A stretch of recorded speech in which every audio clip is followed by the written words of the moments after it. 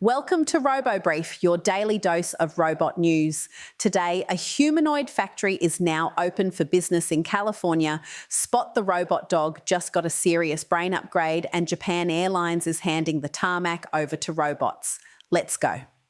Story 1. OpenAI-backed 1X Technologies has opened what they're calling America's first high-volume humanoid robot factory, a 58,000 square foot facility in Hayward, California.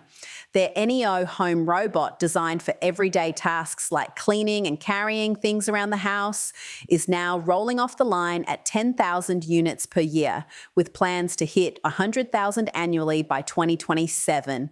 The early access price is $20,000, and the entire first year of production sold out in 5 days. The wildest part, NEO robots are already working inside the factory itself, stocking parts and collecting real-world training data.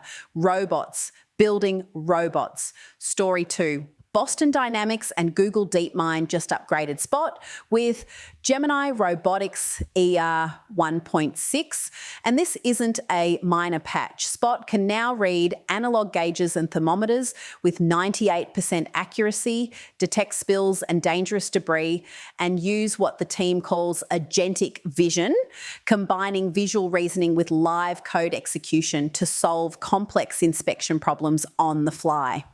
There are already thousands of Spots deployed at industrial facilities worldwide, and this upgrade rolls out with zero downtime. The robot dog is getting very, very smart.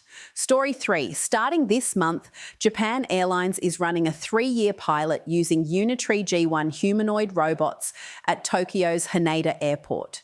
The robots will handle baggage, clean aircraft cabins, and operate ground support equipment.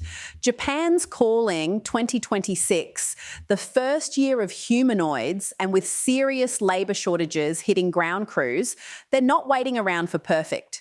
If the pilot works, robot baggage handlers could be standard at Japanese airports by 2028. That's your RoboBrief for Sunday, May 3rd. The future is clocking in for its shift. Hit subscribe and check us out at robobrief.tech. New episode every day. See you tomorrow.